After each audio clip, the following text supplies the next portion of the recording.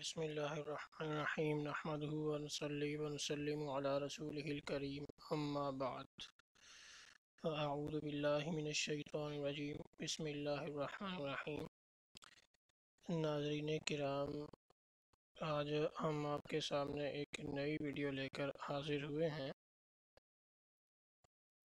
جس کا عنوان کچھ یوں ہوگا کہ کس طرح مرزا صاحب اپنی دلیل میں جھوٹے ثابت ہوتے ہیں اور کس کے ہاتھوں ہوتے ہیں۔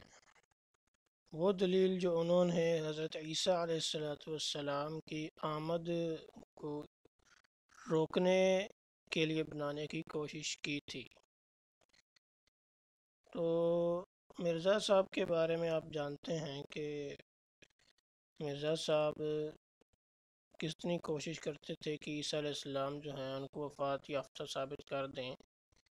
جب وہ دیکھتے تھے کہ مرزا صاحب کے نزول عیسیٰ ابن مریم کے ابواب جو ہیں کتب احادیث میں بکثرت ملتے ہیں، مثال کے طور پر آپ کے سامنے یہ صحیح مسلم کا سکین جو ہے موجود ہے، اس میں ہے۔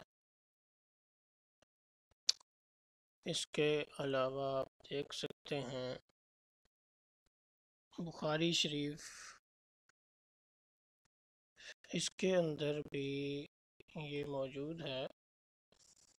یہ صحیح بخاری شریف کا ترجمہ ہے جو کہ چھاپا ہے جامع احمدیہ ربوہ کے صدر شعبہ حدیث۔ تو اس کی جلد ششم ہے، اس میں ہم چلتے ہیں صفحہ نمبر 434 پر، کتاب احادیث الانبیاء۔ یہاں پر بھی باب نزول عیسیٰ ابن مریم موجود ہے علیہ السلام۔ تو یہ سب جو ہے مرزا صاحب کے لیے سخت پریشانی کے باعث ابواب ہیں۔ نزول عیسیٰ ابن مریم، کہیں پر موت عیسیٰ ابن مریم کا باب مرزا صاحب کو نظر نہیں آیا، کیونکہ ہے ہی نہیں جو باب، وہ نظر کہاں سے آئے گا۔ تو اب مرزا صاحب من گھڑت دلائل بنانے میں تو ماہر تھے، چنانچہ مرزا صاحب جو ہے وہ ان کے جن مولویوں سے وہ کتابیں وغیرہ لکھواتے تھے ان میں سے ایک خود بھی لکھتے ہوں گے، ایک ہے مولوی عبد الکریم صاحب۔ یہ ان کا مضمون ہمارے سامنے موجود ہے، روحانی خزان جلد نمبر 4 صفحہ نمبر 7 ہے۔ اس میں یہ ان کا مضمون ہے، مرزا صاحب کا نہیں ہے۔ کہتے ہیں 200 آیت کے قریب حضرت مسیح کی وفات پر بصراحت دلالت کر رہی ہیں۔ 200 آیت کے قریب انہوں نے بنا دیا ہے۔ مشہور کیا ہے، احمدی جو ہیں وہ 30 آیتیں لے کر پیش کرتے ہیں۔ تو 200 آیت کے قریب یہ ان کا اصل مذہب یہ ہے کہ 200 آیت کے قریب حضرت مسیح کی وفات پر بصراحت دلالت کر رہی ہیں۔ 200 آیت کے قریب 190 سے تو اوپر ہی ہونی چاہیے۔ اب 30 آیتیں یہ پیش کرتے ہیں، اب یہ باقی کی 160 آیتیں کم از کم یہ کدھر ہیں؟ یہ ہمیں کہیں نظر نہیں آتی۔ تو یقیناً یہ وہی آیتیں ہیں جو مرزا صاحب خود بناتے ہوں گے اور دلیل کے لیے پیش کرنا چاہتے ہوں گے۔ اب پتہ نہیں وہ آیتیں کہاں ہیں، اگر کہیں شائع ہوئی ہیں تو خاکسار کے علم میں تو نہیں ہیں، لیکن ایک نظر آئی ہے جو احمدی پیش نہیں کرتے لیکن خاکسار کو نظر آئی ہے۔ یہ ہے روحانی خزان جلد نمبر 18 صفحہ نمبر 215، ایک غلطی کا ازالہ۔ اس میں مرزا صاحب نے ایک دلیل پیش کی کہ خدا تو فرمائے کہ تیرے بعد کوئی اور نبی نہیں آئے گا۔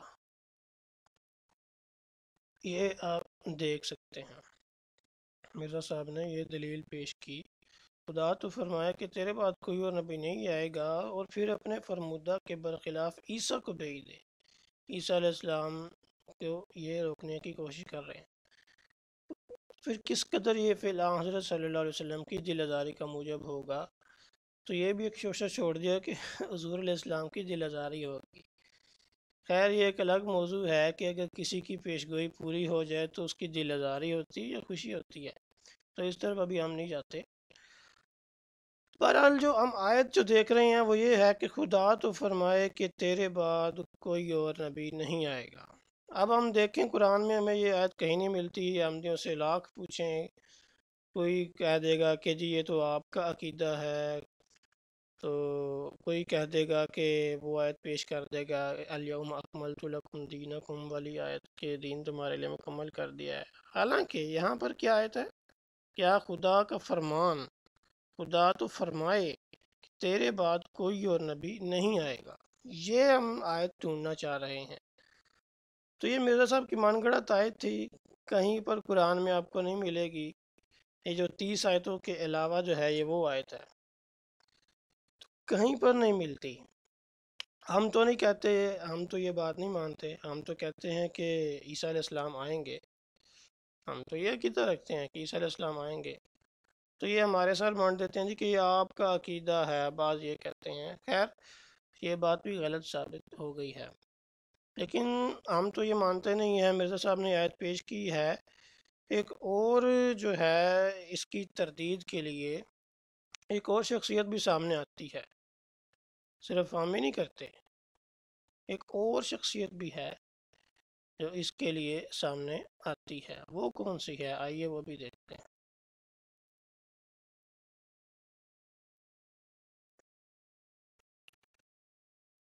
وہ شخصیت ہے جناب انوار خلافت تقاریر مرزا بشیر الدین محمود احمد، خلیفہ ثانی ہیں مرزا صاحب کے۔ یہ اب ہمارے سامنے ہے، جلد نمبر 3 ہے انوار العلوم کی، اس سے ماخوذ ہے۔ یہ اس کی مزید تفصیلات آپ کے سامنے ہیں۔ مرزا صاحب کیا کہتے ہیں؟ صفحہ نمبر 67 ہے۔ یہ فرماتے ہیں جی لیکن اگر میری گردن کے دونوں طرف تلوار بھی رکھ دی جائے اور مجھے کہا جائے کہ تم یہ کہو کہ حضرت صلی اللہ علیہ وسلم کے بعد کوئی نبی نہیں آئے گا، تو میں اسے کہوں گا تو جھوٹا ہے، کذاب ہے، آپ کے بعد نبی آ سکتے ہیں۔ وہی جملہ مرزا صاحب نے کیا کہا تھا؟ خدا تو فرمائے کہ تیرے بعد کوئی اور نبی نہیں آئے گا، اور خلیفہ ثانی صاحب کیا کہہ رہے ہیں؟ حضرت صلی اللہ علیہ وآلہ وسلم کے بعد کوئی نبی نہیں آئے گا، اگر کوئی یہ کہے تو میں اسے کہوں گا۔ تقریباً ایک ہی جملے ہیں یہ، کیا کہوں گا؟ تو جھوٹا ہے، کذاب ہے۔ گویا کہ اگر مرزا صاحب یہ کہیں خلیفہ ثانی صاحب کو، خدا کہہ رہا ہے، یہ بھی کوئی اور نہیں، خدا کہہ رہا ہے، خدا تو فرمائے کہ تیرے بعد کوئی اور نبی نہیں آئے گا، تو خلیفہ ثانی صاحب کیا کہیں گے؟ تو جھوٹا ہے، کذاب ہے۔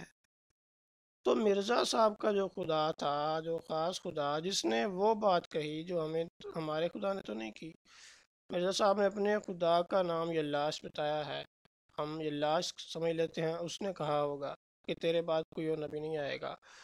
خلیفہ ثانی صاحب اس کو کہہ رہے ہیں بھائی تو جھوٹا ہے، کذاب ہے، ظاہر ہے پھر مرزا صاحب کو بھی کہہ رہے ہیں آپ کے بعد نبی آ سکتے ہیں، اور ضرور آ سکتے ہیں۔ بلکہ اسی پر بات نہیں، 64 صفحے پر کہتے ہیں ایک نبی تو کیا، میں تو کہتا ہوں ہزاروں نبی ہوں گے۔ لیں جی، ہزاروں نبی ہو گئے۔